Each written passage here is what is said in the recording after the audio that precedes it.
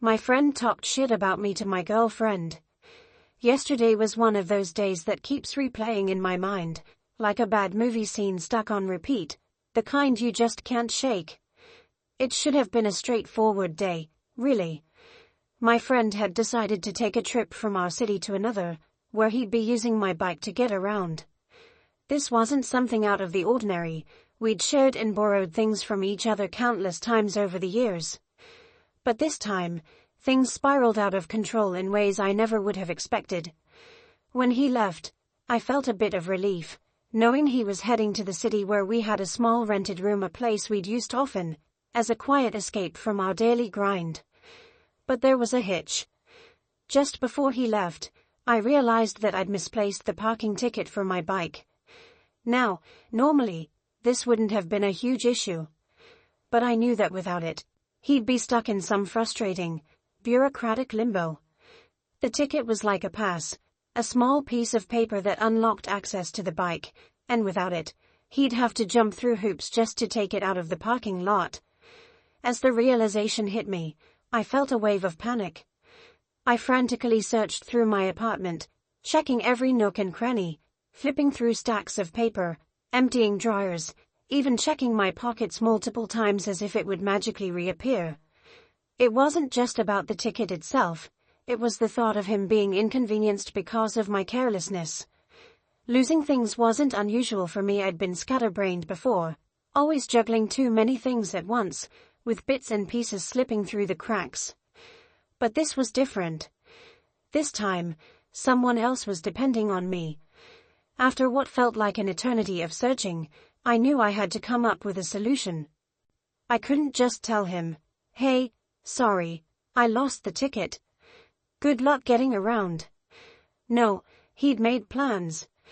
He had places to be, things to do, and he was relying on my bike to make it all happen. I didn't want him to deal with any hassle. So, I scrambled to get alternative documentation together.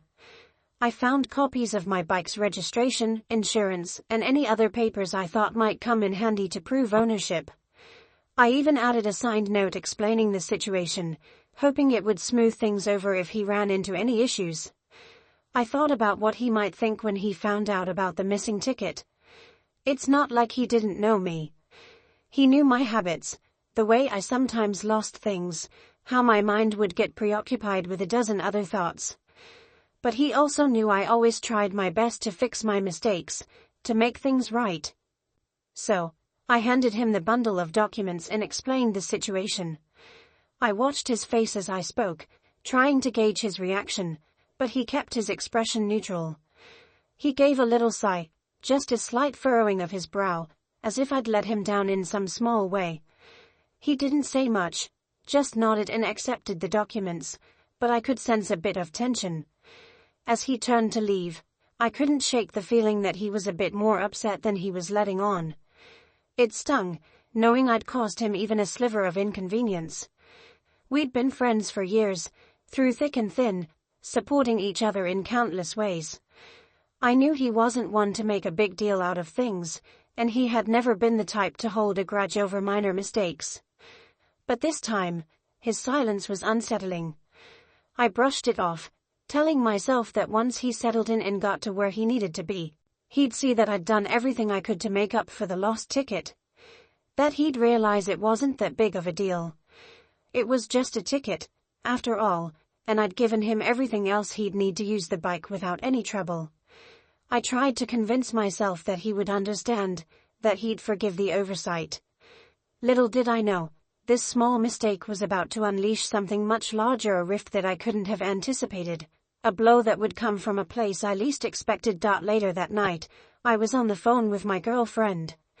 It was our usual evening call, where we would talk about our day, sometimes in silence, just letting the other know we were there. We'd been together for about 5 months, and while things were still fresh and new, we'd already had a fair share of misunderstandings. I knew she was trying to understand me, my quirks and faults, but sometimes it felt like I was constantly being tested, as if I had to prove that I wasn't the type of guy who would hurt her. As I talked to her, telling her about my day, my friend's name popped up on my phone. He'd reached the city and was calling, probably to let me know he was settled and to thank me for the documents I'd scrambled to gather earlier. The timing, though, couldn't have been worse. It was almost midnight, and the call interrupted a light-hearted moment in my conversation with my girlfriend. Before I could explain, I could feel her demeanor shift. Her voice grew sharper, her words more clipped. She asked me, in a tone that was part suspicion, part anger, "Who's calling you at this hour?" I could sense the accusation buried in her voice. She didn't say it, but the implication was clear. Midnight calls from anyone, let alone a friend, didn't sit well with her. I knew she'd had some past relationships that left her worry, always on guard. I didn't hold that against her, we all carry our baggage, after all. But it frustrated me that she would assume the worst right off the bat. "It's just my friend," I reassured her, trying to keep my tone calm. "He's probably calling to let me know he made it to the room okay. I told you he'd be using my bike and..." But before I could finish, she cut me off. "It's strange for someone to call so late. Why didn't he text you if it was that simple?" Her suspicion stung more than I'd expected. I'd already explained the situation earlier, that he'd be using my bike, staying in the room we often shared in that city. This wasn't a secret, and she knew all about it. Still, I could sense her doubt lingering, thick in the air between us. It was like she was looking for some hidden motive, some reason to justify her unease. Frustrated and wanting to clear the air, I came up with an idea that seemed simple enough at the time. "You know what?" I said, trying to keep my voice steady. "I'll add him to the call. You know him too, right? Maybe hearing him will clear things up." I pressed the button for a conference call, feeling a strange knot form in my stomach. As soon as he picked up, I quickly introduced the three-way conversation, saying something along the lines of, "Hey, man. Just wanted to make sure you got in okay. I've got my girlfriend's name on the line, too." I tried to keep the tone casual, but I knew it was a bit forced, hoping that this call would smooth over any lingering suspicions. He answered with a quick, "Yeah, I'm here," sounding a bit weary from his trip, but there was an edge to his voice I hadn't expected. He sounded irritated, as if the entire ordeal with the bike ticket was still bothering him. In the back of my mind, I thought it strange he hadn't moved past it by now, but I brushed it off, assuming he was just tired. And then, almost without warning, he started talking about the ticket. "You know, it would have been a lot easier if you hadn't lost that damn parking ticket. Seriously, man, I don't know what's going on with you lately, but this isn't the first time you've misplaced something important." I froze. His words landed like a punch to the gut, each one adding weight to the knot in my stomach. I could feel my girlfriend listening, and the silence from her end was deafening. He kept going, not letting up, like he was letting out weeks, maybe months, of pent-up frustration. "You're careless," he continued, his tone harsh, almost mocking. "If you can't even keep track of something as small as a ticket, I really don't know how you expect to handle bigger things. Honestly, girlfriend's name, I don't know how you are going to survive marrying him. Do you really think he's ready for that?" His words were like little daggers, each one aimed not only at me but at the foundation of my relationship. He knew I'd been working hard to reassure her, to build her trust. And here he was, tearing it all down with casual indifference. He wasn't just speaking out of annoyance, he was actively planting seeds of doubt in her mind, in a way I never imagined he would. I could almost feel my girlfriend's doubt solidifying. Her silence was no longer just suspicion, it was certainty. In her mind, his words seemed to confirm everything she feared, everything she thought I was hiding. I didn't know what to say, how to stop this train wreck from unfolding before my eyes. I wanted to defend myself, to tell him to stop, to remind him that this was a private issue between friends, not something to air out in front of someone I was trying to build a future with. I managed to stammer out, "Look, man, I get that you are frustrated, But this isn't fair. I made sure you had everything you needed. Losing one ticket doesn't make me irresponsible. But it was too late. The damage was done, and I knew it. My girlfriend's voice broke the silence, filled with a coldness I hadn't heard from her before.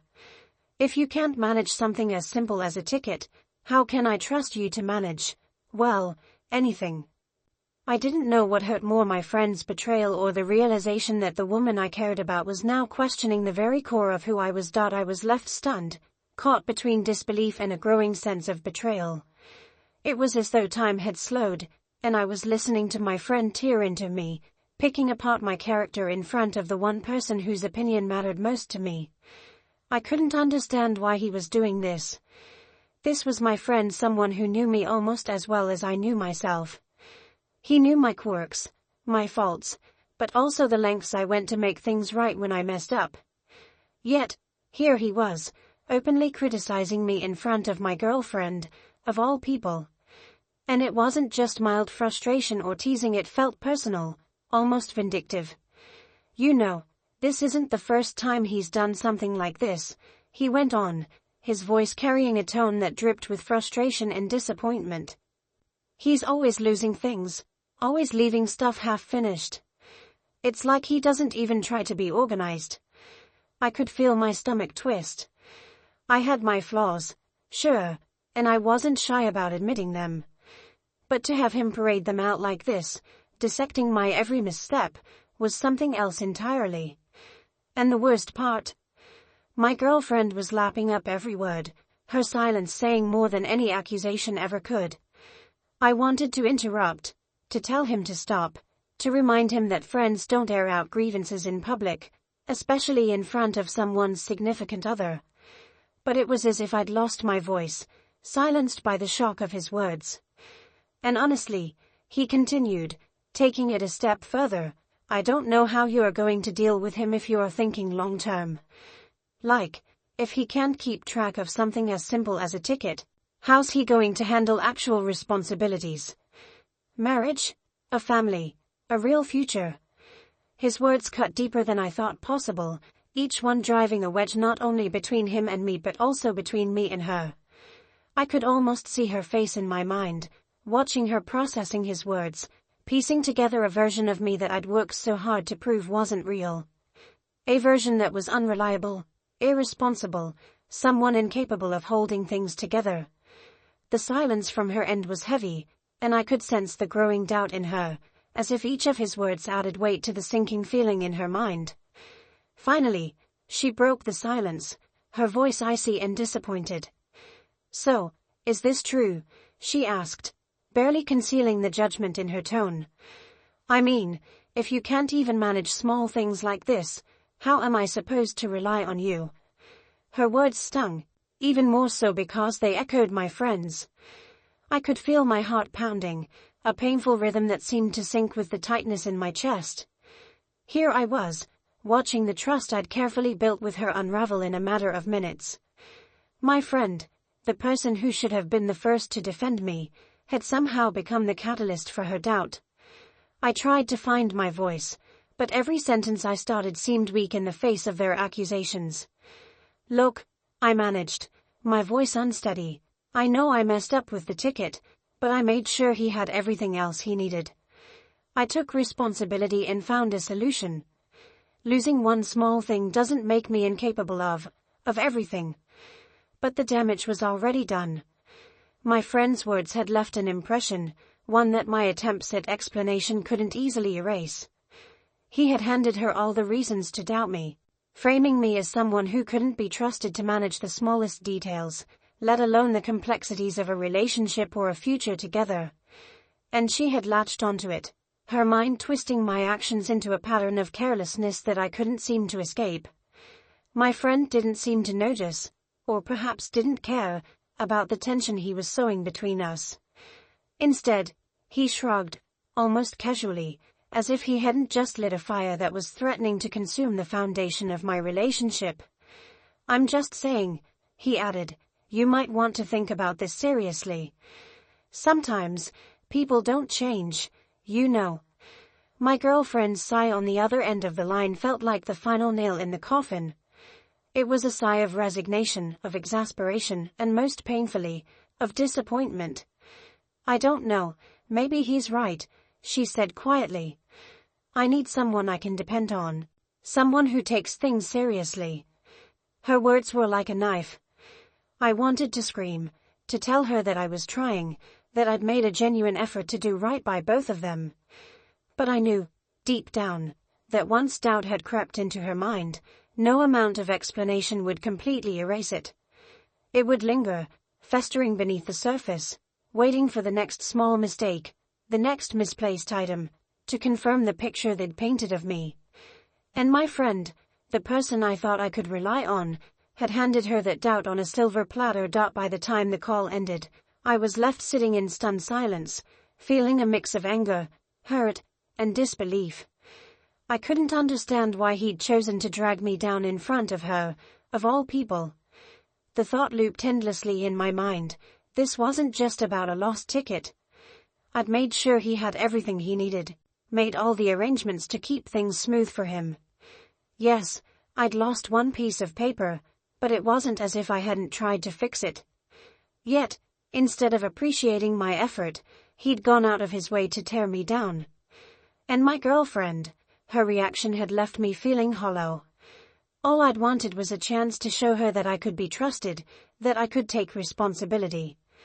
But his words had set a chain of doubt in motion, one that now felt unstoppable. In her eyes, I was no longer just the guy who occasionally made small mistakes.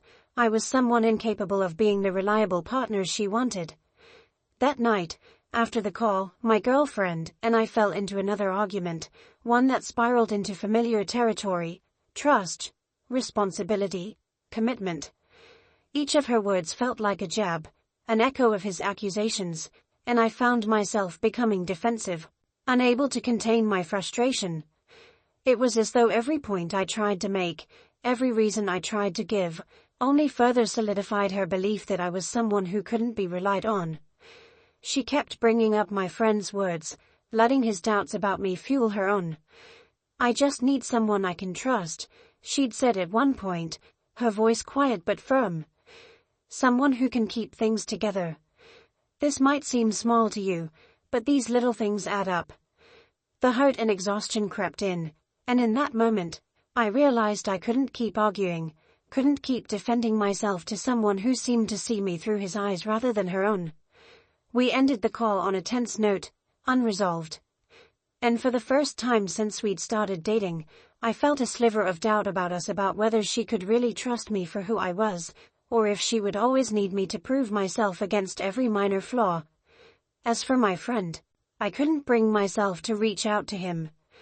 Every time I thought of calling, the words he'd thrown at me replayed in my head. The betrayal felt raw, and I struggled to understand why he'd done it. Part of me wanted to confront him, to demand an explanation. Another part of me wanted nothing to do with him, to let the friendship dissolve rather than face the hurt he'd caused. Days passed in silence. My girlfriend and I exchanged brief messages, but things were strained, her responses short and guarded. I could sense the lingering doubt between us, a wall that I wasn't sure how to break down. And with my friend, there was nothing. No apology, no explanation, just silence. The hurt festered, making me question everything about our friendship. Had I misjudged him all this time? Had he been holding on to resentments, things he never voiced until now? Eventually, I decided I couldn't keep carrying this weight alone. I needed clarity, closure, maybe even an apology. I sent him a message: "We need to talk." He replied with a simple, "Sure." We met up later that day at a cafe we'd frequented many times before, though today the familiar setting felt colder, distant. As soon as I sat down, he looked at me with that same neutral expression I'd seen the night of the call. I took a deep breath, not wanting to start an argument, but needing to make him understand. "Why did you say those things?" I asked, struggling to keep the frustration out of my voice. "I know I messed up with the ticket, but I did my best to fix it." "You didn't have to bring that up to her," especially knowing how much she already doubted me. He sighed, looking uncomfortable, as if he hadn't expected me to confront him. I didn't mean to make it a big deal, he said, his tone dismissive. But sometimes I think you need to hear the truth, even if it's not what you want to hear. I felt a flicker of anger, but I tried to stay calm. The truth is, I've made mistakes, sure. But you could have talked to me directly. Instead, you made me look like a fool in front of her. Do you know how hard it is to earn someone's trust? And with one conversation, you've put all of that at risk. He looked down, seeming to think over my words. I just think, she needed to see the real you, you know. And maybe you needed to see how you come off to others sometimes. Come off to others. I echoed, feeling the frustration rise again. You're my friend. Friends don't do that to each other. If you had issues with me, we could have talked about it privately.